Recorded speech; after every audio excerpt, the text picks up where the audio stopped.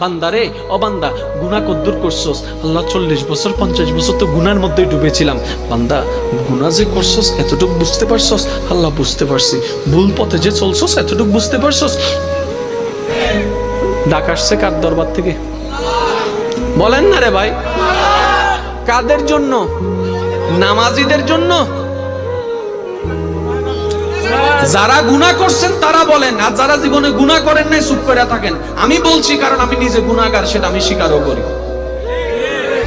নামাজির জন্য, রোজাদারের জন্য, গুনাহগারের জন্য। কাদের জন্য?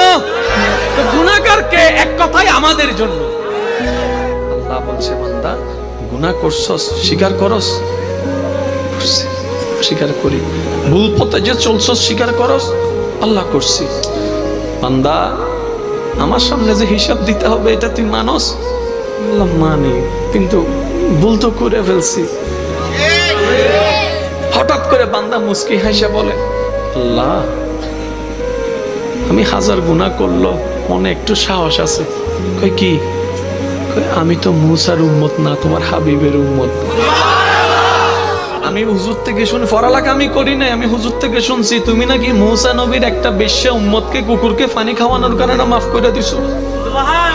একটা কুকুরকে পানি খাওয়াইয়া যদি মুসা নবীর উম্মত মার পাই, যিনি কলিমুল্লাহ ছিল, আমি তো হাবিবুল্লাহর উম্মত, আমি তো তোমার নবিউল্লাহর উম্মত, আমি তো রাহমাতুল আলামিনের উম্মত। একটু সাহস আছে কিন্তু বলতে পারতেছি না, কারণ তোমার আযাব তো বড় কঠিন, তোমার আযাব তো বড় কঠিন।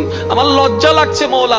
আগুনে জ্বলবো আমার ভয় নাই, সাপে কামড়াবে আমার ভয় নাই, আমার শুধু নিজের ভিতর থেকে একটা লজ্জা লাগতেছে, তোমার খাইয়া কেমনে তোমার বিপক্ষে কাজ করছি, তো লজ্জা লাগতেছে মওলা। মওলা লজ্জা লাগছে।